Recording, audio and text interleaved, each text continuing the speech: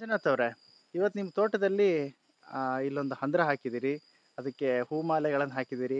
ದೇವಸ್ಥಾನ ಒಂದು ಸಣ್ಣ ದೇವ್ರನ್ನು ಕೂಡ ಪೂಜೆ ಮಾಡಿದಿರಿ. ಏನಿದು ವಿಶೇಷ? ಅದನ್ನ ಸ್ವಲ್ಪ ನಿಮ್ಮ ಮಾತಲ್ಲೇ ಹೇಳಿ. ಆ, ವಿಶೇಷ ಏನು ಅಂದ್ರೆ ಈಗ ಪ್ರತಿಯೊಬ್ಬರು ಕೂಡ ಅವರವರ ಜನ್ಮದಿನಗಳನ್ನ ಆಚರಣೆ ಮಾಡ್ಕೊಂತಾರೆ. ಅದೇ ರೀತಿ ರೈತರಿಗೂ ಒಂದು ಭೂಮಿ ತಾಯಿಯ ಜನ್ಮದಿನನ ಆಚರಣೆ ಮಾಡಬೇಕು ಅನ್ನೋ ಆಸೆ ಇರುತ್ತೆ.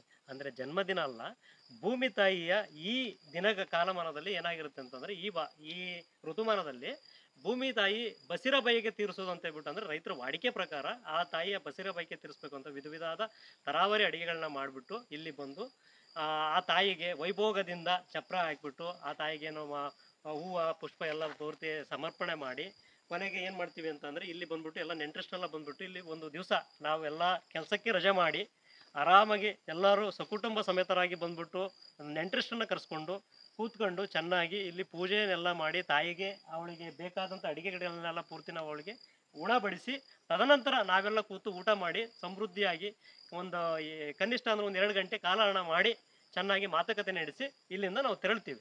ಅದಕ್ಕೋಸ್ಕರ ಆ ತಾಯಿಯ ಆ, ಸುಖ ಸಂತೋಷನ ನಾವೂ ನಮಗೆ ಇಷ್ಟೆಲ್ಲ ನಮಗೆ ಕೊಡ್ತಾ ಇದ್ದಾಳೆ ಅಂದಾಗ ಅವಳಿಗೂ ನಾವು ಒಂದು ದಿವಸ ಸಂತೋಷ ಪಡಿಸ್ಬೇಕು. ನಾವು ಈ ಉಳೋದು ಬೆಳೆಯೋದು ಇದ್ದಿದ್ದೆ ಇದರಲ್ಲಿ ಅವಳಿಗೂ ಕೂಡ ನಾವು ಗೌರವ ಸಲ್ಲಿಸಿದಂಗೆ ಆಗುತ್ತೆ, ನಾವು ಕೂಡ ಒಂದು ದಿವಸ ರಜೆ ತಗೊಂಡಂಗೆ ಆಗುತ್ತೆ ಅನ್ನೋ ಉದ್ದೇಶದಿಂದ ಏನು ಮಾಡ್ತೀವಿ ಅಂದರೆ ಭೂಮಿ ಹುಣ್ಣಿಮೆ ಅನ್ನೋ ಒಂದು ಸಂಪ್ರದಾಯದ ದಿನಗೋಸ್ಕರ ನಾವೇನು ಮಾಡ್ತೀವಿ ಅಂದರೆ ಅವತ್ತಿನ ದಿವಸ ಈ ತಾಯಿಗೆ ಎಲ್ಲ ಪ್ರೀತಿಯ ಎಲ್ಲರೂ ಮನೆ ಕುಟುಂಬದವರೆಲ್ಲ ಬಂದ್ಬಿಟ್ಟು ಆ ತಾಯಿಗೆ ನಾವು ಎಲ್ಲ ಅಡಿಗೆನೆಲ್ಲ ಬಂದ್ಬಿಟ್ಟು ಸಮರ್ಪಣೆ ಮಾಡಿ ಇಲ್ಲಿಂದ ಖುಷಿಯಾಗಿ ನಮ್ಮ ಮನೆಗೆ ತೆರಳ್ತೀವಿ.